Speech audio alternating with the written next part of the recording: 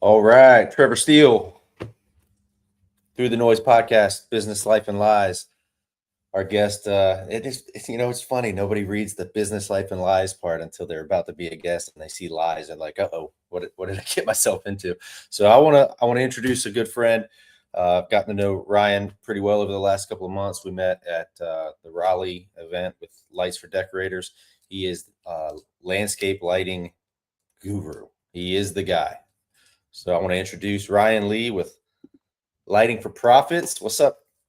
What up? What up? Thanks for having me, Trevor. Looking forward to Yeah. being on your show. So do we talk about business, life, or do I make up lies, or are you going to talk about like former lies I've already done? Now I'm on the spot. Yeah. Well, first of all, I need to make everybody well aware that this is a first for Ryan. We are doing a stand-up podcast today. Both of us are on our feet.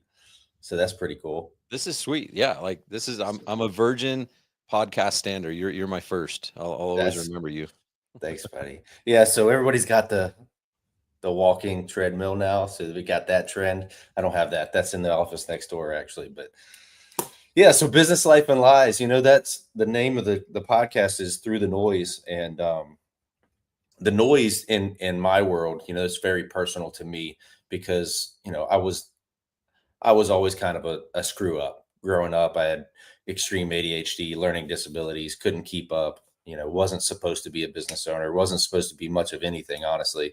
And so that noise, not only external but internal, of trying to find your way through life through the noise, and the noise is here as well. So that's kind of what that's about. And the lies part of it, the lies portion is kind of the lies we tell ourselves, like, man, I'm just not cut out for this. I'll never make it. These are the kind of things that I don't know about you, but most entrepreneurs fight those inadequacy lies on a daily basis. So it usually comes up in the podcast. I do like that. No, I really like it. One of it's actually my favorite quote of all time until I come up with something cooler.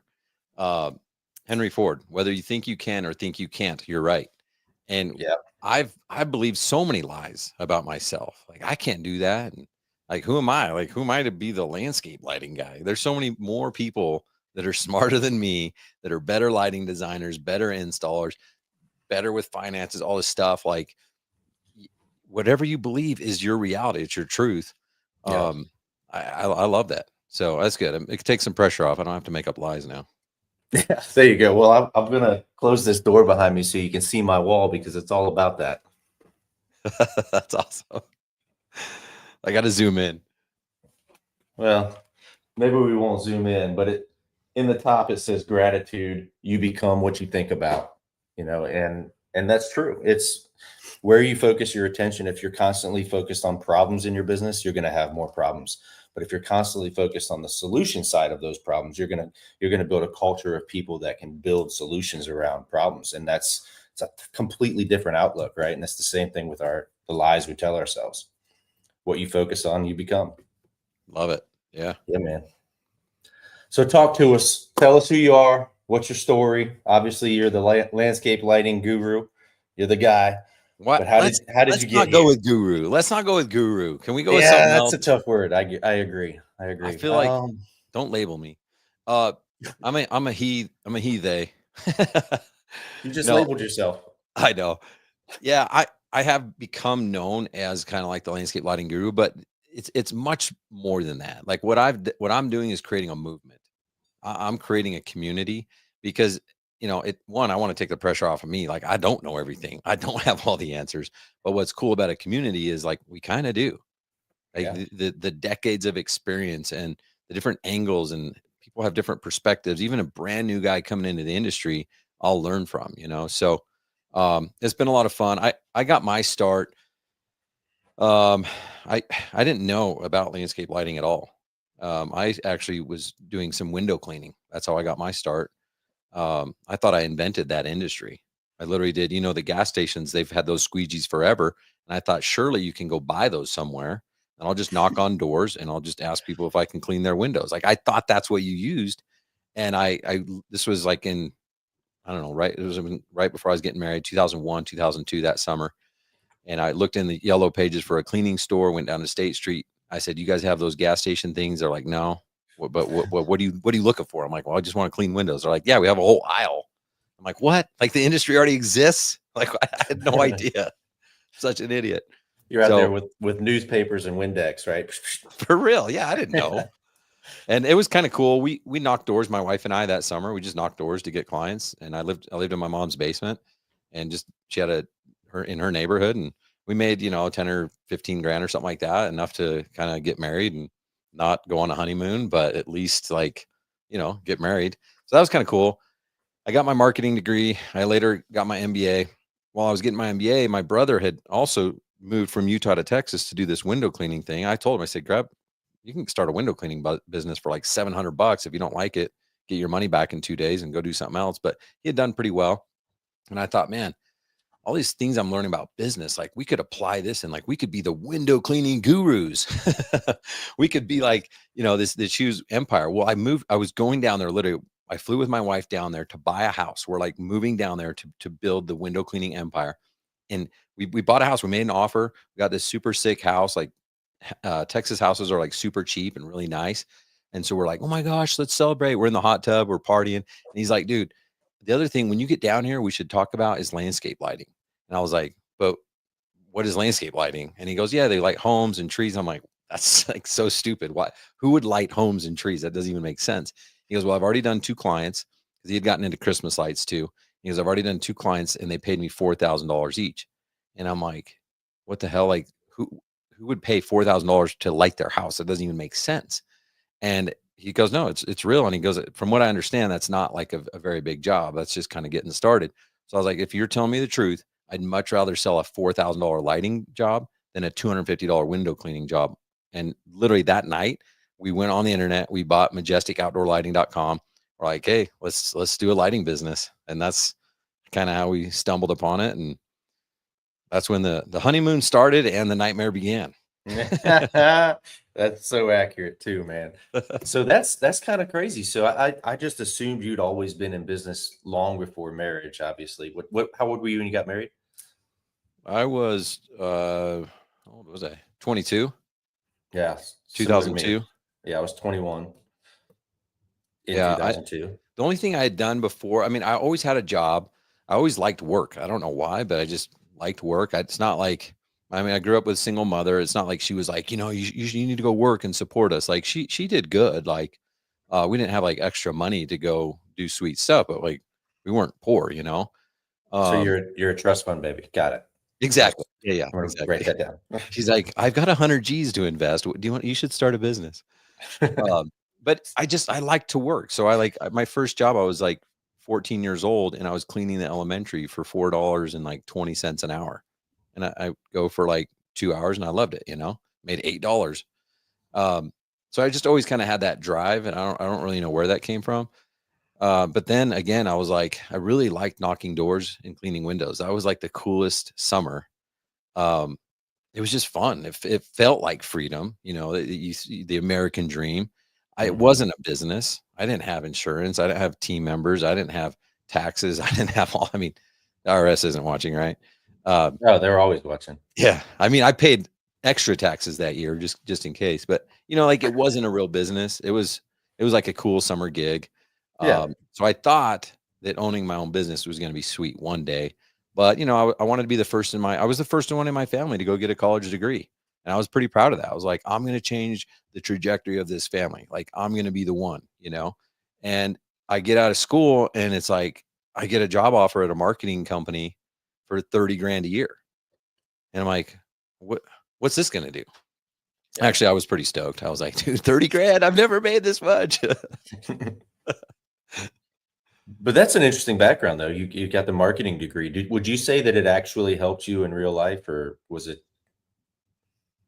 I'll leave that alone. I'll let you answer that. Yeah. I mean, I don't care what people do. If you want to get a college degree, get one. If you don't. I'm not going to try to combat. I'm not going to try to convince someone one or the other. For me, it was good. Yeah. Um, I can't think of like, oh, that chapter 2, like section 4 really paid off. Yeah. Like Yeah. I'm glad I got a B minus in that class, because it wasn't so much that, but I do think it helped shape the way I think critically. My brother didn't even graduate high school. So like he's like MacGyver, street smart. He could build a bomb out of paper clips. He can go sell drugs. He can go sell stuff. Like he's really smart that way. I'm just like more book smart, and so yeah, I think it's definitely helped shape who I am. There's people could be like, well, I didn't go to school and I'm smarter than you and I'm richer than you. I'm like, cool. So single mother with one brother? One brother, one sister. It's three of us. That's tough, man. He got kicked out when he was like 12. So he went to live with my dad. And that was pretty rough for probably him and all that because my dad wasn't the best example. But uh yeah, I mean, I didn't know anything different. Like Yeah. I don't have like a victim mindset. I'm like, dude, my life was dope. My mom's a great mom. Like I had a great life. I just started to recognize as I got older, I'm like, well, how do they get like how come their dad's always taking them on these trips? And like, how do they get a boat? Like, how do you get a boat? So like as a kid, all that stuff just like you don't even think about it.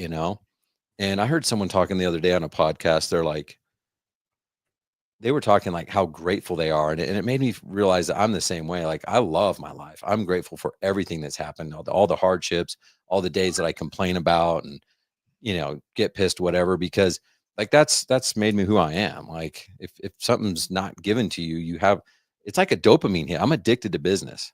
Like Yeah. if I get bored, then I'm like, I'm just gonna go create chaos. I'm gonna go create a new offer and see if I can stir up the world. Yeah. Yeah, I think most entrepreneurs can relate to that for sure. It's like as soon as I get close to fine tuning a complicated system and my team is finally up to speed and it's like this nightmare, I'm like, you know what? Here's four more. We got to start doing this and then we're going to do that. And oh, by the way, we're implementing landscape lighting. That starts next week. We've got a $40,000 contract. We start in a month. We have no idea what we're doing, but it's going to be great. I We just know. do that. We create chaos. It's so addicting. I kind of wish that wasn't there because I do want to just chill sometimes, but yeah, it's there in all of us, I think. Yeah, the thing about that, you're so right. Sometimes you just want to turn it off, but you can't. I mean, I know. you can't you can't stop halfway through something and just be like, "Hey, team, we're gonna come back to this." I know we just spent 2 weeks diving into it, and but I just need a break. So no, this doesn't work like that, you know. So here we are, right? It's 7 o'clock here, and I'm still at the office. It's just the way it works, man. And I'm with you. Like I could buy a boat. I should buy a boat. I love Buy a fishing. boat. I love the outdoors, but I won't use it, because I'll get ready to go out in the boat and I'll be like, you know what, I got all these things I got to do at the office. I'm gonna swing by the office for just a minute, and then next thing you know, 3 hours go by, and it's just what I like to do. Dude, so this was about a year ago, maybe, well, a few years ago. I was like, I'm taking Fridays off. Like, don't schedule anything on Fridays for me. And at first, like I went and I went and rode my mountain bike and I rode my dirt bike and I like actually like did what I wanted to do. But after like 3 weeks, I was like they'd say, hey, so and so wants me. I'll put them on Friday. I got that's my open day. And then now I work then I expand it. I go, well, let's do Mondays because Mondays are better days to take off anyway, especially in the mountains because everyone in Utah takes Fridays off apparently. Like everyone's self-employed and everyone takes Fridays off because it's busier than hell on Friday and everyone should be working, but they're not. So I'm like, let's do Mondays. So now I have Mondays and Fridays off, but I seriously work every Monday and Friday. Yeah. Yeah, I tried that. I tried that with Tuesdays. So I'm sure you're familiar with Dan Martell and the book Buy Back Your Time, Yep. right? The basic concept is, you know, find ways to scale and have other people do the jobs that you don't want to do, essentially. So you're buying back your time. You're spending money on that asset to get your time back. But he says don't do it if you don't have something to fill that gap with, which I thought was really insightful, right? So people like us, there's always something to fill that gap with. So I think it's pretty cool. If you guys haven't heard of Buy Back Your Time by Dan Martell, I highly encourage checking that out. That's definitely on my like top 5 books of all time right now. It's a great book. It's so good. Honestly, I started following Dan and his content's really good. He's just top notch, man. Good stuff. So window cleaning, you sold the business in 2009, started in 2007, you exited well, majestic outdoor lighting. I'm catching us up. Yeah, And then, we had the business 12 years.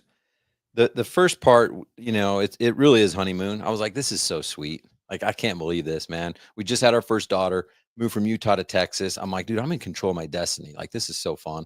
And then it was like, I'm like, what? This is not fun. Like, after a couple of years, I'm like literally sweating my ass off doing demos at night, getting stung by mosquitoes. I'm like an hour away from home. It's 11 o'clock at night, and I've got to take down the demo. I'm like, dude, what am I doing? My friends who I would brag to them like, yeah, I'm a business owner now. It's kind of cool, unlimited vacation. And I was like, they go on more vacation than me. They're home at 5 every night. And I don't have freedom. I'm freaking trapped. So it literally went from like honeymoon to like reality check. And like I'm never gonna be broke. Like it's just not like I might make a bad financial decision and be broke for a minute, but like y- I'm not gonna fail. I'll have these failures along the way, but like you just can't stop me, right? So like setbacks. yeah, setbacks. We had months where I was like, shit, I can't pay myself. Like there was problems, but it wasn't like, oh crap, I'm just gonna quit. Like that's just not what I do. And Mhm. so we started to make a lot of money in terms of like revenue, but there wasn't a lot of profit. And I was like, dude, how the hell does any company exist? Like I see they're spending $5 million on a Super Bowl commercial. Like, how can they afford to do that? Like, I can't even afford to pay myself. Mhm. What's going on? So went through all those hardships along the way. And at some point it was like, okay, now this is when like something's got to change. I literally might respond to one of those LinkedIn emails and just take the job. Like 60 grand a year signing bonus and be home at 5. I was literally like thinking, like daydreaming, like I should just take that offer. Like Yeah. this, my life sucks. Yeah. You said the thing earlier about, what you say one of your kids said, or you said growing up, you said, well, how does he buy a boat? What is that? 9 to 5 job. That's how he bought a boat. He's got a 9 to 5 job. He gets a budgeted salary once a week. He knows what his paycheck is, and he turns it off at 5 o'clock. He goes home and he enjoys his stinking boat. I know, and I just like again, I didn't have like a mentor at the time. I didn't have anyone teaching me. I thought just in like the back of my mind, like the definition of entrepreneur was just like I'm gonna out hustle you. I'm gonna Yeah. outwork you. Like Mhm. I'm doing it. Like that's the American dream. And after a while, like even if I thought that, I was like, dude, I'm exhausted. This is not Yeah. fun anymore. Yeah, you get to the point. I 100% agree with that. You get to the point where you realize, especially if you're trying to scale, like it doesn't matter how hard you work. It's not going to work if you don't know how to do it. And Hmm. that's just the facts. You don't know what you don't know, and if you can't put yourself in a position to learn, and I can tell just by listening to you that we have a lot in common because I was so hard headed. You couldn't tell me anything. Right. I was going to take over the world, and that's all there is to it, and y'all are just going to watch and you should take notes. It's that was my mindset. And Exactly. it got me a long way very quickly because I was stubborn and arrogant. But there's a point where you get slapped by reality and realize, oh, I have no idea what I'm doing. So I had a the owner of Garden Light LED. It's a manufacturing company. He's in Tampa. His name's Reto Mueller. He flew us out there one time, and he kind of used to do these trips where he flies you out, wines and dines you, and buy my product type thing, and let's name a product after you or something. He's just kind of one of these eccentric guys. But we were out there and touring the facility and everything, and he asked me, he goes, "So what's your sales process like?" And I was like, don't ask me questions. Like I own my own business, so I don't have to answer questions. Like I I'm I'm I know what I'm doing. pokey. I'm good. I'm good. It's like leave me alone. But it was really good because I was like, I don't know. I just like say this and I talk about the company and I close the deals. And I'm like, I'm a good closer. So like stop asking me questions, But it was really cool. He asked me because I was like, damn, I don't really have a process. He's like, "Well, what's your process?" I'm like, "I just do this." And he goes, "Well, how is it documented?" I'm like, "It's in my head." And he's like, "Well, that's not Mm, documented. Like, what happens if you want to replace yourself?" I'm like, "Well, then I'll put something together." And then he's like, "Well, how much are you charging?" And what about your profit margin? And I was just like, "Shit, I don't know any of this." yeah. Remember, I have a marketing degree. I have an MBA. It's not like I didn't know that you're supposed to do it. It's just like I was too busy and I didn't care. I was just trying to make $10,000 today. That was my only goal. I didn't want to answer questions about my sales process. So that was really cool. He kind of took me under the wing and started saying, well, hey, have you thought about this? And then again, I was defensive at first. I really was. I was like, you're old. Like, stop talking to me. Yeah. What do you know? And then I went back home and I humbled myself and I thought, okay, what is myself? Like, I don't really have it. I don't have that. And it really helped me start thinking differently. And then I started reporting back to him, like, okay, I went ahead and did this. And that was really helpful to get someone else's perspective and just to put me in that humble state to like really be open to change, open to coaching, you know? Mhm. Yeah, so that's a good segue because now you're a coach, right? So you've come full circle. You know what it's like to be coached, to not receive the advice very well because of arrogance and ego, right? You get to Yeah. that point. So how do you get through to those people who buck back at you when you know what they need to be doing and they don't necessarily agree with you? How do you get through that? How do you have that conversation? I mean, I don't know if I know the answer. I can tell you like what I do or whatever, but I know when I launched the program, I actually didn't want to launch it because I'm like, who am I? Like I'm not better than Trevor. Like who am I going to tell you like how to run your business? Like you probably are going to do fine. And I actually remembered when I taught my wife how to snowboard, it was like the worst experience of my life. Like she was like, I'm like, just turn, and she wouldn't turn. I'm like, did you not hear me? I said turn, like I realized I'm not a very good teacher at snowboarding. And so my biggest fear was like, what if I suck at teaching landscape lighting and pricing and business? Like just because I'm good at it doesn't mean I'm good at teaching it. So I actually hired a coach and I'd never hired a coach for anything in the past. I'd never been a part of a mastermind. This was in 2020. I'd never, I would have never gone to that event in Raleigh. I would have never gone to the huge convention. I would have never gone to anything. It just was like, why would you guys waste your time? I'm here making money and you guys are over there just getting drunk. Like, I got this.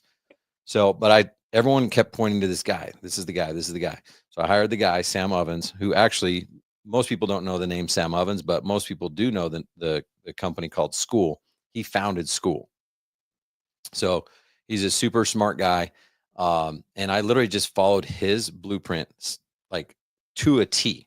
Like I didn't be like, well, I wonder why he's doing this. He doesn't have an MBA. Like he should do this. I just was like, hey, whatever you say, I'm doing. So I like figured out what my offer was. What am I good at? What am I bad at? How am I going to help people? What's the ROI? Like everything. How am I going to message them? I just step by step, like he has the whole script and I followed it and voila, it worked. Like even to my surprise, I still had doubt. I still was like, I don't know if this is going to work. And everything worked like better than planned. And so I'm sharing this whole with you because that's all I try to do. I'm like, guys, just you have to trust the process if you because people will be like, I don't think that's going to work. I've tried that. And I'm like, no, you've tried it your way. You haven't Mhm. tried it my way. I know you think it sounds close, and it is close, but you got to change one word or you got to change the tone that you're saying it. Like you got to do it my way. And if you prove that it doesn't work, then you're allowed to go do whatever the hell you want. But in my program, it's my rules. And again, you need to prove that it doesn't work, not Mhm. complain that you don't think it's going to work. Like, go ahead, prove me wrong. And I've yet to be proven wrong on these simple principles. Yeah. Yeah, I've had coaches in the past, some great, some not, and I think a lot of the frustration comes from, you sign up for these groups or these masterminds and then like, okay, here's your all access, watch these 800 videos Yeah. and you've got it made, like you know what to do. And it's just the one-on-one doesn't exist. It's there's not a whole lot of proof of concept, it's more like just trust me. Um, so I struggle with that, and I'm pretty sure you would too. But I have had coaches in the past where they would just say, "Listen, Trevor, you got to listen to me. This is what you need to do. You need to do it, like, unroll it this way, and follow these steps." And when I did it, it was just like 5 years just knocked off my life, of mistakes and hard lessons. So tell us a little bit about what landscape lighting secrets is. We already know how it came about by accident, right? And I can't believe that your coach was Sam Ovens, the guy that created School. That's insane. It's funny. I know. Here's what pisses me off. So I'm telling you, I followed everything he said. If he said go buy this software and do this thing, I did it. Like, so basically our setup for like delivery and stuff was like Zoom and Calendly and Kajabi. And like again, I spent all this money. And then literally like I'm like, I'm just finishing like recording all my courses and all the stuff and spent who knows how much time doing this. And he goes, "Hey, I'm also launching this new thing called School. It's really cool. You guys should join this." And it basically makes all this stuff over here that's a giant headache. It's like 20 things. Well, we just did it in one. So now, and I'm Mhm. like, well, that's cool, but like I just spent all this time. I don't have time now to go do this. So that was just bad timing, but So still you're love it. not your platform's not run on School? No. Oh my gosh. Kajabi? Is it Kajabi? Yeah. Yeah. Yeah. I'm We're looking at we're we're Kajabi pretty switching heavy over right right now. now. We will be on School. It's a nice platform. It keeps the community together. It keeps the calendar together. It keeps the engagement, a little bit of gamification and stuff. It's awesome. It's just, like I literally I spent so much time building all this other stuff. Even with Mhm. his help, it still was a lot of effort. It's not like you can copy everything he does. So, So if you could um, start over, you would start with School? oh yeah, yeah. Yeah. It's Yeah, I it's mean, and dude, we use like School, we use Go High Level, we use Monday for a CRM. Like it's not School doesn't solve everything. We sure. got Zapier, we got all the stuff, but it is a really good platform. Okay. So yeah, landscape lighting secrets. It's basically it's for two types of people. Number one, you already have a lighting business. And there's a lot of people that started a landscape lighting business. And what we know about entrepreneurship, the book E Myth talks about this, is that they don't start businesses because they're entrepreneurs per se. They start businesses because they're good at something. I did window cleaning, and then you find out like, wow, being an entrepreneur is like that's the myth. The myth is like we're not all just like rock star entrepreneurs, and so that gave me a lot of freedom when I read that book. It's like, okay, no wonder I suck at being a manager because I need to hire a manager.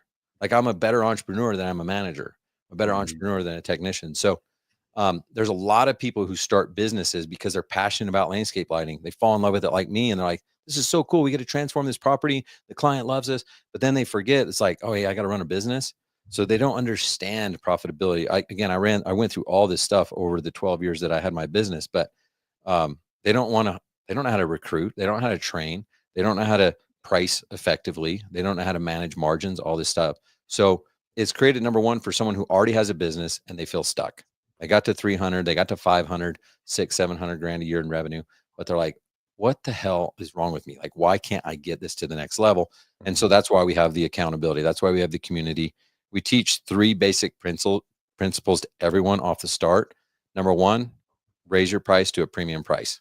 Okay. So this is the easiest thing for us to teach people because everybody I've met ever, like I can always help everyone raise their price, even if they're like, "Oh, I'm already the top of my market." I'm like, "Cool, we'll just raise it again." So number one, premium price, charge a premium price. Number two is closing deals on the spot. I always did this. I don't know if it was taught to me. I don't think so. I think I'm just lazy. I don't want to go back and put a proposal together. I don't want to email. I don't want to follow up. I just want to go meet with the homeowner and ask them for a check. And if they go, "We want to think about it," I go, "What do you want to think about?" Like, I'm here. If you want to take out some lights or revise it, let's just do it.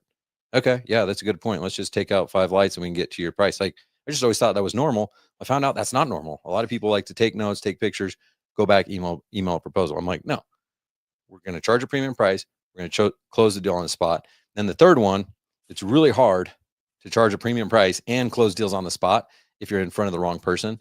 So we want to help you guys get high quality leads, not just get more leads, but high quality leads. So that's kind of the trifecta of what Landscape Lighting Secrets is built upon. And again, we're teaching this to people who are either got stuck, like, man, I'm doing okay, but I'm making money, but I'm not making enough. And then now we've seen kind of this gold rush happening right now of people who got into cleaning, then they get into Christmas lights, which is kind of funny because it's my brother's story, window cleaning, getting into Christmas lights. Then all of a sudden they're like, man, Christmas lights is so awesome. I made so much money, but I had to hire all these extra people. And now I don't know what to do with them. I have to lay them off Mhm. every year and then I got to rehire. And that's a pain because I got to retrain. And there's this recruiting and training problem. And I'm like, dude, why don't you just be a full-time lighting company? Like start another brand, be an outdoor lighting. You can still have a cleaning business, but you can also be an outdoor lighting business that does holiday lighting, permanent lighting, landscape lighting. So now we're really helping a lot of companies bolt on landscape lighting as a full-time gig. Well, that's me right now. I'm bolting on landscape lighting as we speak. I think I just sold my first landscape lighting, and it's a significant one. So Dude, that's sweet. it's gonna get interesting. Yeah, But it's I just love landscape lighting because it's high ticket.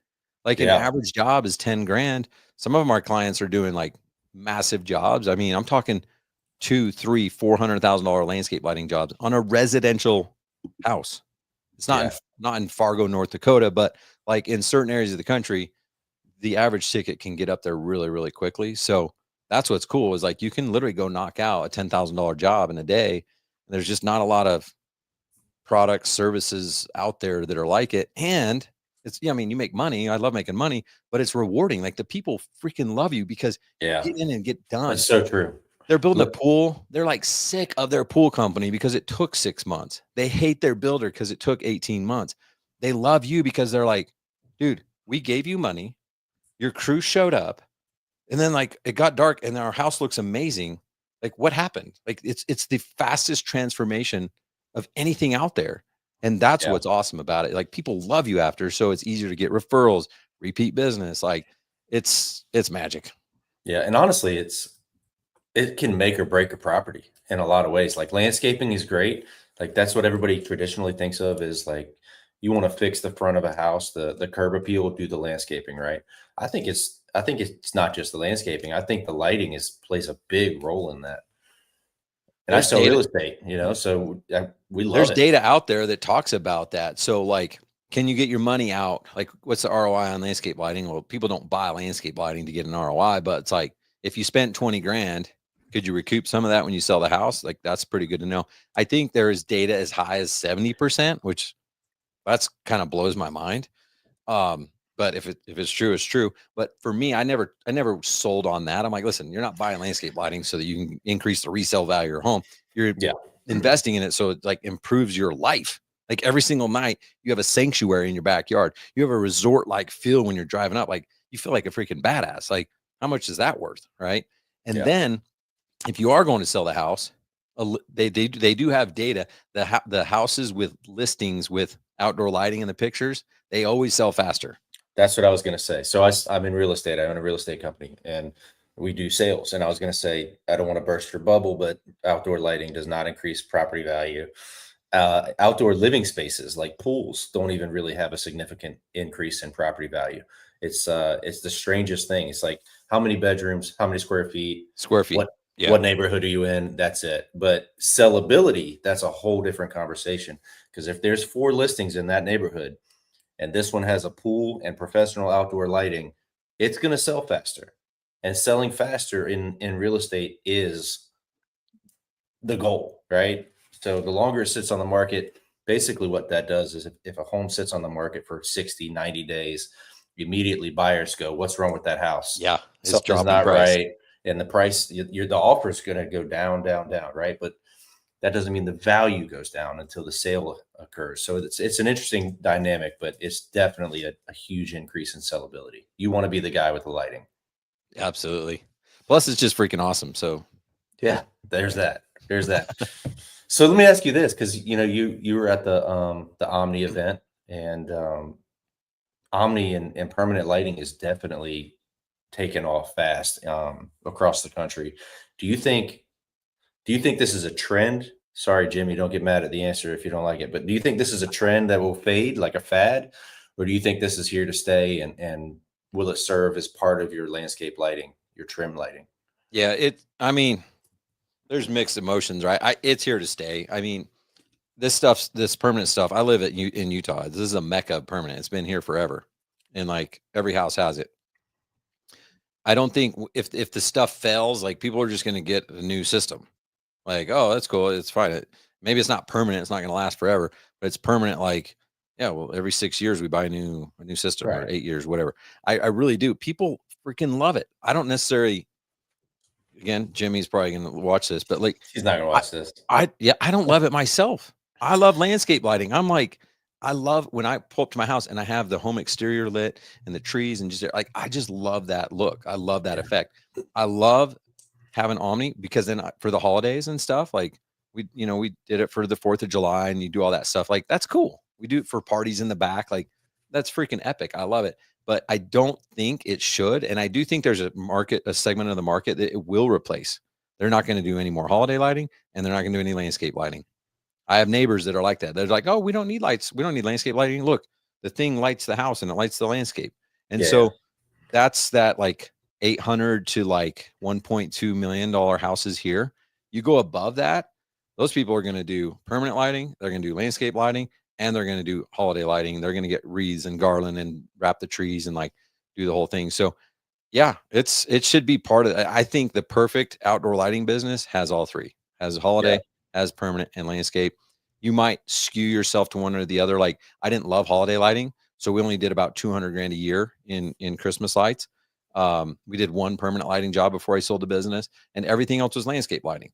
But there's other people that are like, I don't love landscape lighting. I just like holiday lighting and permanent lighting. So they might only do 200 grand of landscape lighting, and the rest is built on these other ones. So I think having all three, because they all have their strengths, like permanent lighting, that's so easy to get leads on Facebook right now because it's trending and it's popular and there's FOMO and like, oh, I want that too.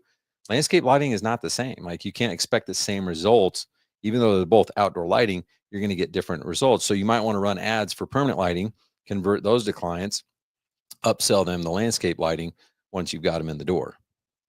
Yeah. Yeah. I like that. I'm with you at the Christmas lighting. Once you get through the season, you're like, whoa. You do the math and you realize, man, that was awesome, but you also barely made it through alive, right? The stress of it. I'm not a huge fan. I don't like the fact that a lot of we are a higher end service provider, so a lot of our higher end clients, they're spending big money on it, which means that it's going to be a complicated home. The roof line is going to be difficult. We're doing giant restaurants in Myrtle Beach, and it's like nothing's easy, which means that Trevor Steele is on site, which I'm not a fan of. It's like, I'm 39 years old. I don't need to be climbing roofs anymore, and just not a huge fan of it. But the landscape lighting, I think I'm going to enjoy that. Dude, everyone's different. So it's like, it is what there's people that make millions a year in holiday and they love it. Personally, Hmm. I'm like, no, like my number was 200 where it didn't have to require Ryan Lee, Yeah. and that's when I'm like, yeah. So if I wanted to go brag and tell someone, no, I did $1 million a year, I could have done that, but I couldn't have done it without me. And that goes against my religion. I'm not doing it. So So we're scaling down a little bit with some of our targets. I don't, I started 3 years ago doing Christmas lights, and we started going after the large commercial projects. Like one of them's 26K, another one's over 50K, and then a couple of restaurants are over 20K, and it's like those jobs are hard. I mean, demanding. They last a long time. They're not quick installs. I'm going after, JC's model. I want the 1,200, $1,400 quick roof line, 1,800 square foot houses, and I want 20 of them. And I want to send one truck with two guys in a trailer and have them do six in a day. So I'm changing my entire business model around that. So we'll see how this year goes compared to the past three. But it's interesting conversation, because if you don't give context and you tell someone like, hey, do you want to do $5,000-$10,000 landscape lighting jobs this week or 150,000?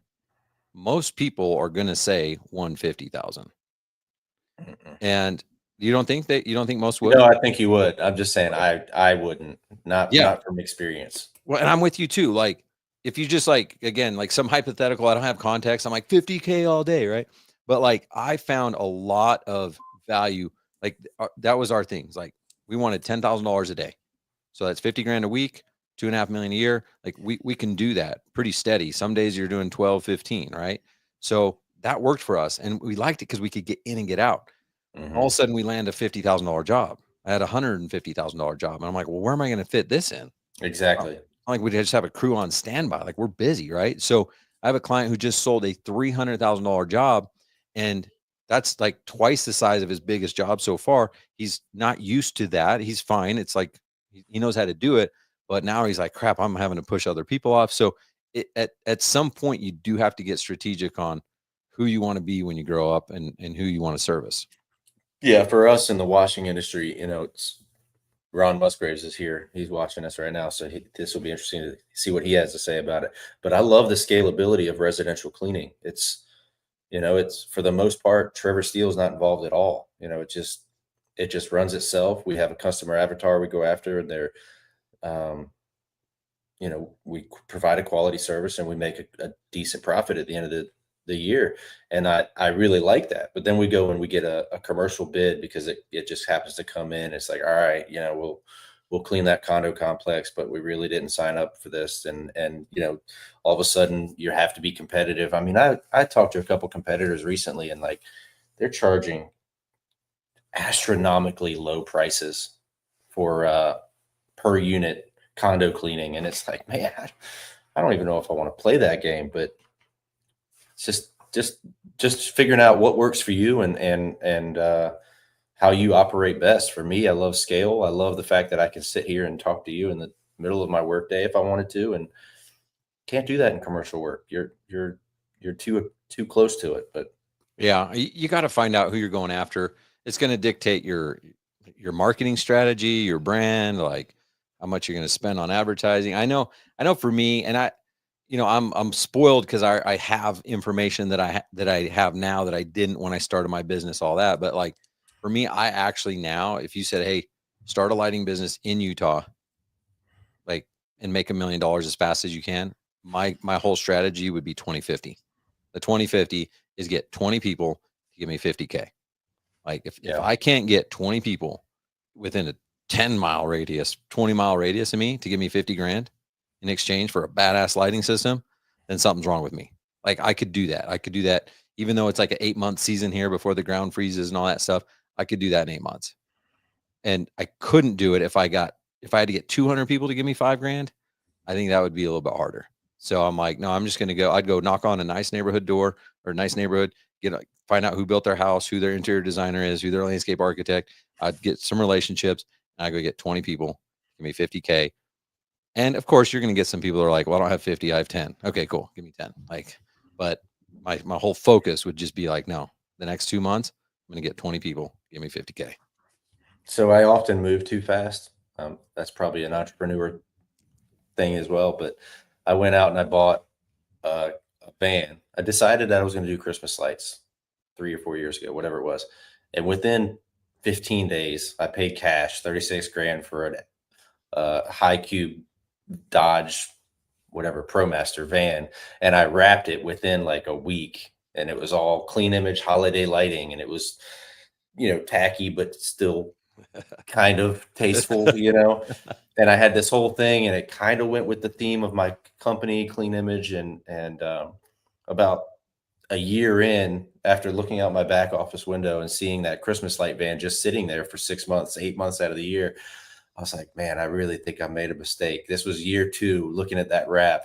And I literally, my guys walk into the shop. I'm like, y'all go get that van, pull it around back. We're peeling the vinyl off right now. So it was just $6,000 Christmas light van wrap that we peeled it off, and I was like, it can't sit there, so I'm selling it. And went to put it on the road. Nobody's bought it. It's still sitting there. It's been sitting there for like 8 It's months. still there. It's still there. Nobody's buying it. Well, So I you're was like, starting a landscape lighting business, so it's exactly. perfect. Exactly. So I'm just now I'm like, all right, what am I going to wrap it with this time? Because I made the mistake of isolating just the Christmas lights. And then now I'm branching into permanent lighting and landscape lighting. So what's your advice to the guy that is starting any of those three as far as branding and Dude, that's a huge thing. I have so many people and I feel bad. They're like, hey, it's so and so's holiday. And I'm like, or the Grinch or the elf. I'm like, listen, just imagine this scenario. You have like a outdoor, like it could even be Trevor's outdoor lighting versus Elf's, Travis's elf, whatever. Like, who's gonna sell more landscape lighting? Like It's just weird. Okay. If it's your existing clients, you can do whatever. You don't need to rebrand. You don't need to do all this stuff. But if you're going to go get new clients, which you're going to do, if it's a referral, all this stuff, you need to brand as just an outdoor lighting business. And I see so many people make that mistake, and it's fine. We all do stuff, and you just don't know what you don't know. But at some point, I think it makes sense to rebrand, like you're talking about doing, like clean image lighting or whatever it is. Like, it doesn't even have to be clean image. It just has to be a brand on its own that you can have a sister company. You can still say, like, this is our sister company. Doesn't mean Exactly. that you're going to lose out on your existing clients. You still have the list, you still have the relationship, but for sure, because when you start to send stuff out in the home ag or direct mail or Facebook or Google, you you want to represent yourself as a professional lighting company, not a landscaper who does it on the side, not a cleaning company who does it on the side. That can fly for Christmas. Christmas, you can be a window cleaner. They get it. They're like, "Oh, you're already up there on the ladders and stuff, so whatever." You're a roofer, you can do that, but landscape lighting is a different beast. Yeah, JC. JC says you absolutely need the lighting expert, not the Christmas expert, not the pressure washing expert who does lights.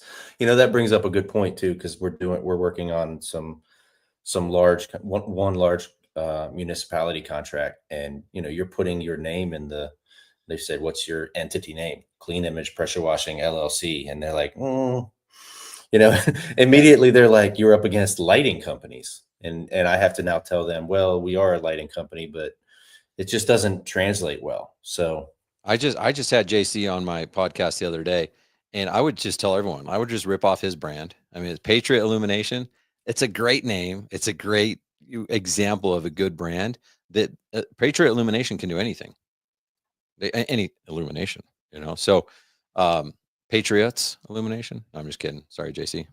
But I would just like, I think it's a great example of how, like, yeah, he could do, if he wanted to get into interior lighting at some point, he could do that. I mean, he's mhm, really done a nice job building that brand to be able to do anything lighting. yeah. You getting storms? You getting any storms out there? In Utah, Yeah. I just heard it thunder for the first time in like 12 years. It never rains. I'm like, why is it not raining? What's going on? Like, it's crazy. So no, we're Texas. We got some storms. I mean, I lived there 12 years. I replaced 3 roofs from hell.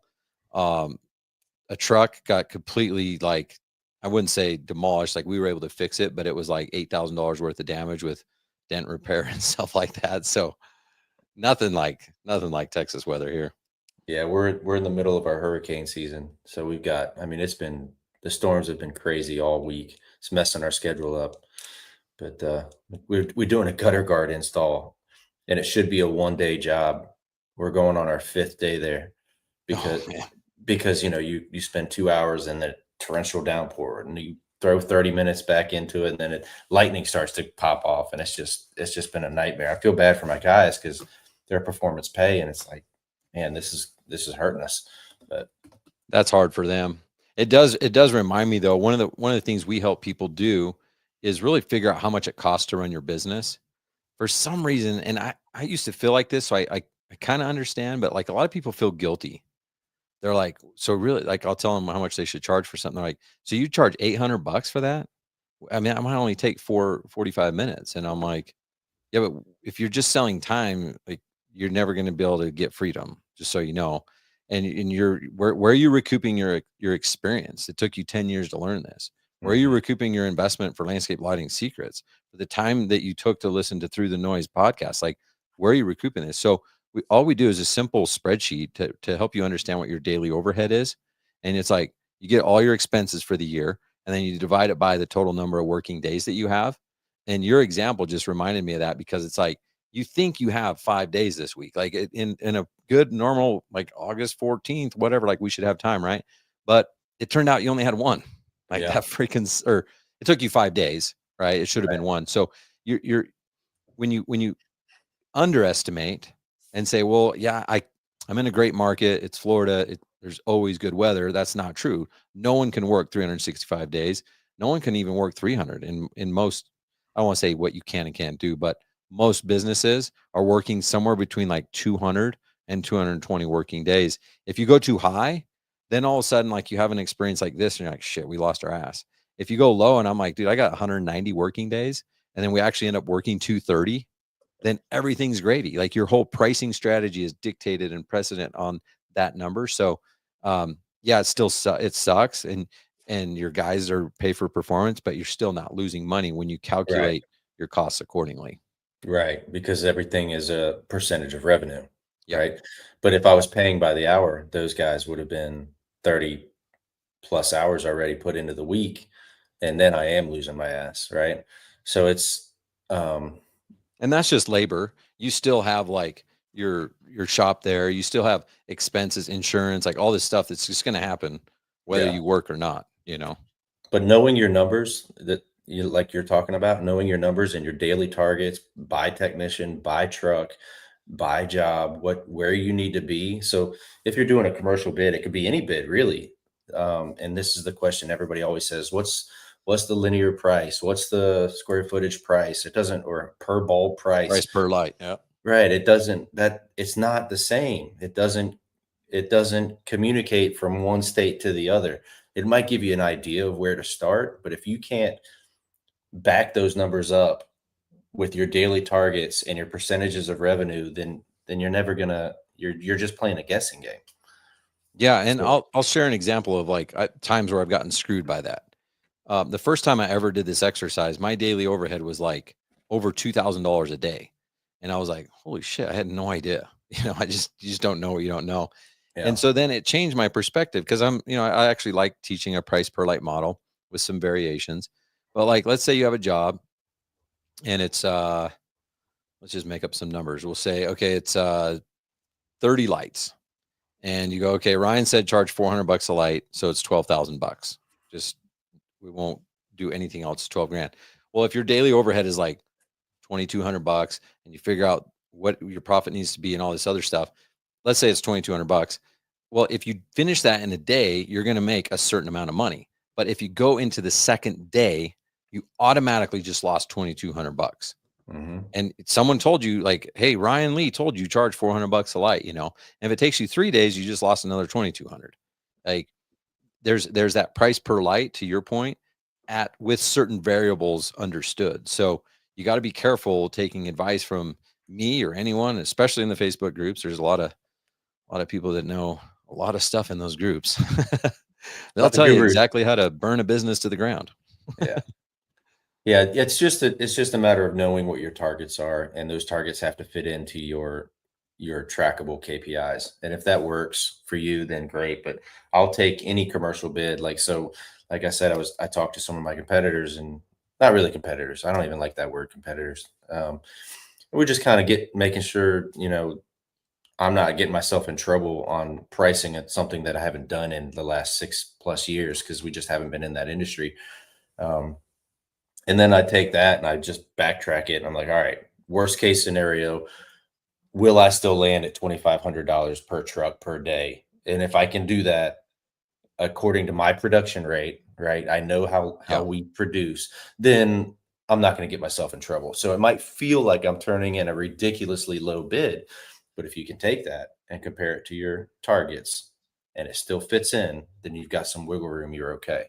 But if you're not doing that, you're not doing job costing, you're not figuring out where you're going to end up at the end of the job, then especially in commercial where they might pay you 60 days later or 90 days later, and then it doesn't even help pay your bills because you got your numbers wrong.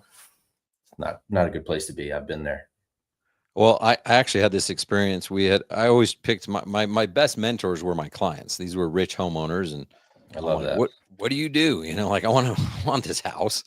And they were cool guys, and gals, like they would just tell you everything. And this one guy had a drywall company, and I'm like, damn, like who would have thought you could like get this rich off of doing drywall? And he shared this a bunch of different stuff, but he goes, yeah, I mean, I don't make that much. I make $100 a day off of each person, but I've got 60 employees, so he makes 6,000 a day profit himself. He's just making Mhm. 100 a day. Like, so this is the economies of scale. This is where big business, it gets easier the bigger you get. Small company, we're like, what if I only made $100? I'm only make $200. Like that's not enough. So Yeah. they figured out like how to build momentum, how to get these economies of scale. And you wonder like how these big businesses do it. How can they be bigger than me but charge a lower price? It's because of these economies of scale. Yeah. And so they come in, these big companies, private equity, right? What they're going to do when they move into your market, in your industry, is they're going to dump a lot of money into marketing, a bunch of money. They're going to push you out. They're going to outproduce you, and then they're going to raise the prices when you're gone. Yep. And it's just a survival game, Squeeze them right? out.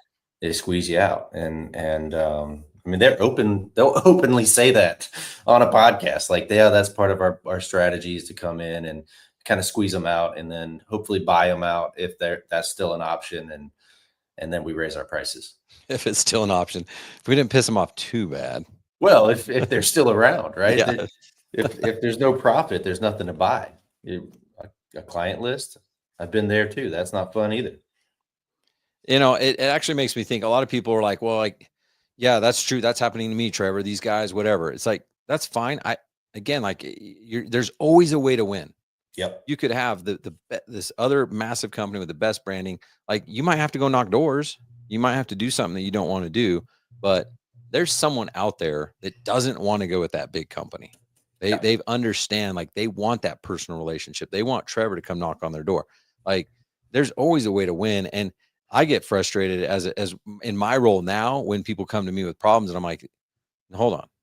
Like if I'm really that, like I'm if I'm really in a cash poor position, like I'm doing a lot more than just calling Ryan Lee. Like I'm going to knock doors. Like I will Yeah. go knock. I have no shame. Like I will go do whatever I need to do to feed my family. I love that. So I saw your post, I think it was yesterday, that your new goal is 1 billion in increased revenue for your community. Yeah. Did I get that right? Yeah. I mean, it was I have a few friends that want to be billionaires. I don't have any friends that are billionaires, I don't think. But I'm like, How do you at know? first, I'm like, that would be cool. I want to be a billionaire. Like, you see the yachts and stuff. I'm like, hell yeah, I want a yacht. And then I'm like, I don't want to work that hard. I know that like there's extreme pain in front of that yacht. And so I'm like, yeah, I want more than I have in life right now, but I'm kind of content too. And so I came up with this goal where I was like, well, I'm gonna let everyone else. I want to be part of $1 billion movement, but I don't really care about $1 billion that much myself. And so my goal now is to help 1,000 lighting business owners create an extra $1 million a year in revenue with their business. And turns out that you times 1,000 times 1 million, that's $1 billion. So I'm really stoked. I just updated. I think you saw that video. Mhm. We were advertising that we've helped our clients generate an extra 40 million in revenue since they've joined Landscape Lighting Secrets. But we just updated our numbers. It was 56 million. So It's awesome. we only need 20 times that, and we'll be at a bill. So tell us, we're at the 58-minute mark. Tell us about Landscape Lighting Secrets. Give us a little bit more about the community, how it functions, what you could expect if you joined tomorrow. Yeah. So we have the kind of the main thing is when you first log in, you have a content portal. So that's where you're going to have like some of our SOPs, downloads, templates, stuff like that. If you're someone who just like knows nothing about landscape lighting, we have an entire basically course called Lighting Academy, and it will walk you through like classroom and in the field videos of how to learn design and install. They're amazing. I've had people go through that and go, dude, I've had these private equity guys that went through my course. I had no idea. And anyone can go buy this just on its own, not Landscape Lighting Secrets. And like, dude, we've bought so many businesses. We've built trainings. This is the best one I've ever seen, which was a really huge compliment. They're Yeah. like, we know everything about landscape lighting now. Which I was like, well, it wasn't built for you. It was built for the blue collar dudes. Like, what are you doing? So design, install, but the real money, like the real ROI, the people join Landscape Lighting Secrets is because then we have, and I'll speak at events, I'll share for free on my podcast. Like I'll tell a lot of these people what to do, but to go back and to watch the video and to pause and take notes and have the download and have the templates, we make it real easy for people to increase their price, to close deals on the spot. We give them the script. We help them get high quality leads through building a referral partner network. We give them all the assets for that. And then what happens is, like you mentioned earlier, like you sign up for these courses and then it's like, well, now what, right? So you're going to get stuck. You're going to need a lifeline. You can't just sign up for a course and like people are like, well, just can I just do the course? I don't want coaching. I'm like, well, it's not coaching. Like it's a community. And so what happens is we have calls, about 3 calls a week, sometimes 4, that you can jump on when you get stuck. So you're like, hey, I tried that script exactly as you said, and it sucked, or whatever happens, and you'll jump on a call with me or one of our coaches, and they're group calls. So it's usually like 2 to 10 people on these, and you might say, hey, I tried talking to this lady, I couldn't close her.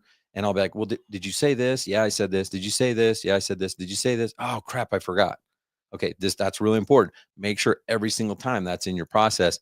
Here's what I would do. I would get on the phone, I would call her, say, I forgot to tell you this. When can I come back over? And so we'll work through the problems together on these calls, because most people are not meant to go through courses. It's just too much.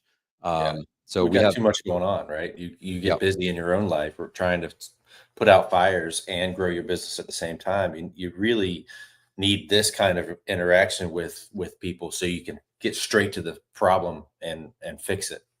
yep. So it's a combination of like content portal stuff, and then also support calls. And there's different topics. Like we have a sales call twice a month, marketing call twice a month, scaling and systems call, um, a design call, install. So if you get your first job, you got a client that's like, yeah, I want to give you money, but like, you're like, I don't, where would I put lights? You can show up, you can take a picture. We'll tell you exactly what lights to get, where to put them. Install, if you're like, well, I don't know how to set up a maintenance plan, even though we have it in the content portal, or you need troubleshooting, like I can't figure this out, you can get on these calls and get support. So a line that we're starting to, we kind of flirt with a little bit, is we're trying to be like a franchise without the franchise fee. um, because, and I think we're better. I mean, we don't we don't charge you an upfront fee to like buy a territory. We don't take a percentage of your sales. I mean, we do charge a fee, but it's a fraction of what like a franchise would charge you. So that's really what it is. We have negotiated discounts with vendors. So like we brought on a text marketing company. They're they're giving our clients $400 off a month. So like you save $4,800 a year just by being a member of Landscape Lighting Secrets. So we're really trying to build this into, again, I don't want to be known as a guru. I don't want to be known as a coaching. I want to be known as a community. And that community can get negotiated discount rates. We can be a buyer's group. We can do a lot of different things together. But again, it requires community. We need people to come, be part of it, contribute. The people that get the most out of it are the ones that are showing up. Not on everything. There's no way you're going to show up to every call. You're not going to watch every video. But if you can show up and participate and ask questions and help others, man, that's where the magic happens. So these calls you have, are they extremely structured, or they start structured and then go straight to Q&A and more like a community? A little bit of everything. So, like, we have a monthly training where that's extremely structured to the point where it's not as interactive as you might like. It's more like we'll bring on Tommy Mello and like, hey, teach us your secrets, whatever. We'll bring on Megan Likes, like we'll do that, and it's more of like a training. And then Mhm. some of the other calls, like I run the sales calls. So I'll start with like, hey guys, I'm seeing this same trend in landscape lighting. You guys are asking these same questions. Everyone, so I'll start with like maybe a 5 or 10 minute um, training. Like this is, remember, I know you guys think but you're doing it wrong. Do this. And then we open it up to be like, all right, let's make it a sales meeting. So a little bit of both on those, where it starts a little bit structured, but then opens up to general Q&A. I like it. It's at landscapelightingsecrets.com. Yep. Landscapelightingsecrets.com. Also, I will say this, because we got it coming up next month, September 25th through 27th, is we meet up once a year. So it's our members only meetup, and it's happening in West Palm Beach, Florida. It's going to be epic. This is our chance to, it's a mastermind. So we're not going to have hundreds of people there. We have probably, I think there's 30 registered now. We'll probably end up with like 40 at max, maybe 50, but we'll have round tables. We'll have breakouts. We'll have hot seats. Like this is your chance to not just get spoken to, but like really network, hallway discussions. Like we feed you, dine you, we wine you, do all that stuff. It is the event to be at. We have almost 100 members in Landscape Lighting Secrets, and not everyone comes. And I'm like, what is wrong with you? Like, it's mandatory. Like, you can't be part of our community and just show up to Zoom meetings. Like, I'm telling you, so much magic happens at these in-person events. So Yeah. if you're on the fence, or like, yeah, maybe I should join, like, don't wait till September 28th. Just join now and come to that event.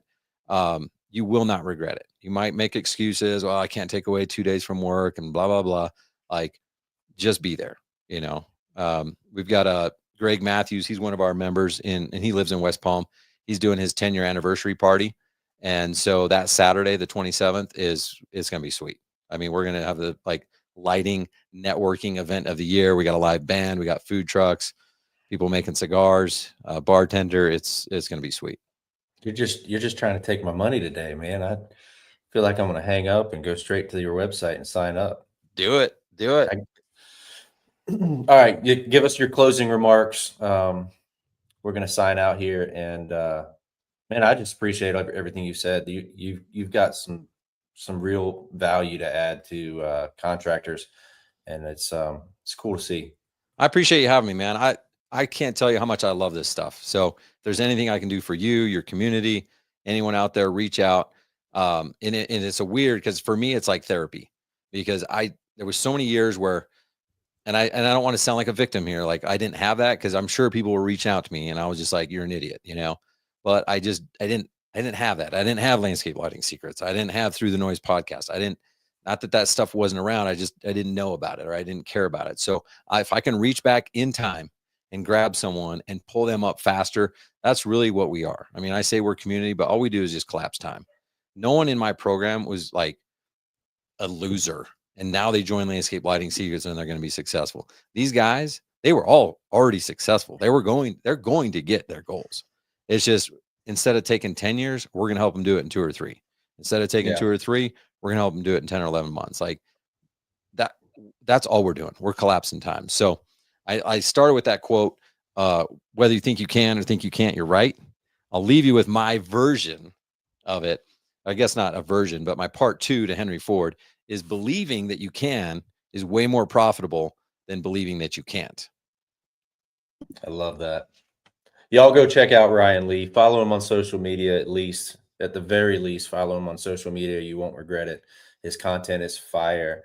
He doesn't add any fluff ever. It's always value. It's always adding content and value. So go check him out on social media. Follow him, and check out his website. You guys want to be there in September. Thanks, Trevor. Appreciate you, man.